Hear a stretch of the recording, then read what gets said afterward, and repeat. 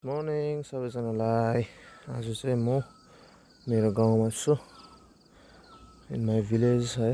अन्त हिजो बेलुकै आएको थिएँ। सो आज मर्निङ भ्युजहरू देखाउनुको लागि तपाईँहरू समक्ष छु।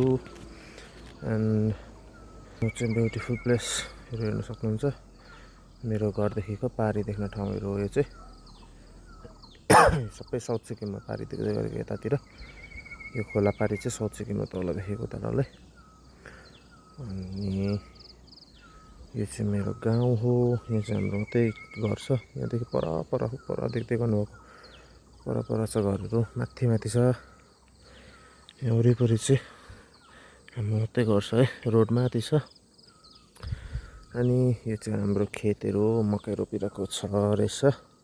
छ भन्नु मिल्दैन होला बिकज म नाम्चीमा बस्छु, सो रोपिरहेको रहेछ है।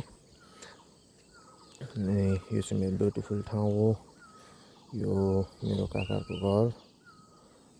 अनि यहाँ तल देख्दै गर्नुको फरेस्ट छ। यहाँनिर चाहिँ तपाईँको च्यान के भन्छ लासहरू राख्ने ठाउँ हो। त्यहाँनिर चाहिँ है धेरै मानिसहरूको लासहरू, डेड बडीहरूलाई त्यहाँनिर गाडेको छ, धेरैभन्दा पनि धेरै बडीहरूलाई। अनि मेरो बाजेलाई चाहिँ यहाँ माथि नै त्यो तल फरेस्टमा नै तलनिर मेरो बाजेको बडी चाहिँ त्यहाँ पनि गाडिएको छ है। 2022 अप्रिलमा हो मेरो बाजे बित्नुभएको। अनि हाम्रो बाजेदेखिको चाहिँ यहाँनिर हाम्रो गाउँ हो, घर हो। अनि यो घर चाहिँ हाम्रो पुरानो घर हो। यो बाजे हुँदादेखिको पालोदेखिको मेरो ग्रान्ड माता स्टिल हुनुहुन्छ, सी इज देयर है। म उहाँलाई पनि देखाउन चाहन्थेँ, बट आज घरमा हुनुहुन्न रहेछ। उहाँ चाहिँ साङ भन्ने ठाउँमा जानुभएको छ। अनि उतापट्टि चाहिँ बनिएको हाम्रो घर हो। हामीले 2 years अगो बनाएको घर हो, बाबाले बनाउनु भएको दिस वान। अनि यो चाहिँ हाम्रो पुर्खौली घर भनौँ न। हाम्रो सबै काकाहरूदेखि सबैजना यहीँ हुर्किनु भएको, हाम्रो बाबाहरूदेखि लिएर बाहिर थियौँ धेरै वर्ष। बाबा काम कुराले गर्दा, सेवाकाले गर्दा बाहिर हुनुहुन्थ्यो बाबा मम्मीहरू। सो अहिले चाहिँ हामी एकै ठाउँमा यही ठाउँमा अब बसेका छौँ। आई मिन घर बनाएर हामी बसिसकेका छौँ है।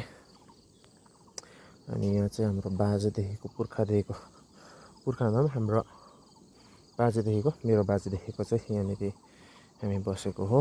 अनि यो जग्गाको नाम चाहिँ स्याप्ले सरदारे वेस्ट पाण्डम। अनि यो सबै खेतहरू चाहिँ हाम्रो बाजेदेखि लिएर गर्दै आएको। पहिला धान रोपिन्थ्यो है, अहिले चाहिँ हामीले धान पनि त्यस्तो रोपाइ भएको छैन because we are busy right now है। अहिले हामी आफ्नो कार्यले बिजी छौँ। तलसम्म धान रोप्थ्यौँ, तलसम्म यो रुखहरूदेखि तल फरेस्ट देख्दैछ, हामी जङ्गलहरू देख्दैछ, त्यहाँसम्मै हामी चाहिँ धान रोप्ने गर्थ्यौँ है। ऊ तल हर्राको रुख थियो। अनि आज मैले किन भिडियो बनाउँदैछु भन्दा चाहिँ आई मिसिङ माई ग्रान्डपा है। अनि उहाँले जे पनि गर्नुभएको थियो फर अस है, हाम्रो लागि गर्यो। So I am missing her. I usually missed him है, बिकज अब स्टोरी त it will be very long, धेरै लामो हुन जान्छ। बादमा म स्टोरी पनि भन्छु।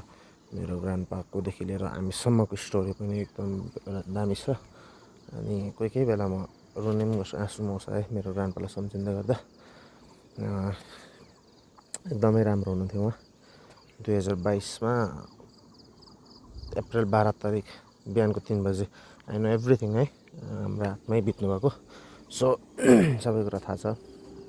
अनि यो माथि डाँडामा रुख जहाँ एन्डिङ छ, यहाँ जहाँनिर एन्डिङ छ त्यहाँनिर चाहिँ स्कुल क्लास 6 एन्ड क्लास 7 चाहिँ म त्यहाँनिर स्टडी गरेको हो, स्याप्ले स्कुल भनेर, स्याप्ले सिनियर सेकेन्ड्री स्कुल।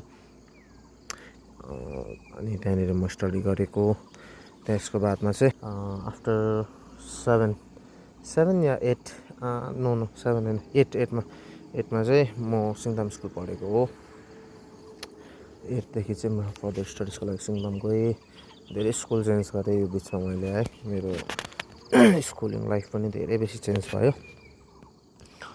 अनि मजा आउँछ जस अहिले ग्रान्डपादेखि लिएर, अब त्योभन्दा अगाडिको त पुस्ता थाहा छैन, अब को थियो त्यस्तो कहानी पनि थाहा छैन है।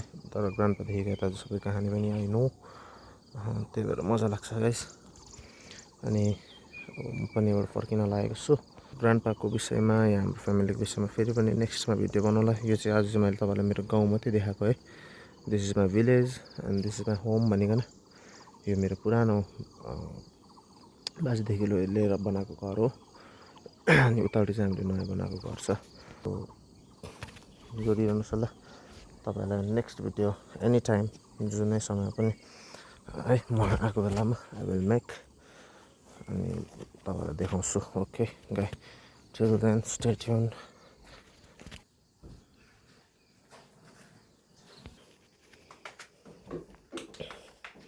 मेरो ब्याक साइड यहाँ रेडी छ। अब म चाहिँ निस्किन आँटेको छु ब्याक साइड लिएर है। अनि he was my grandpa and she is my grandmother. यहाँ चाहिँ and this is my family. मम्मीको आप्पा आमा पनि हुनुहुन्छ।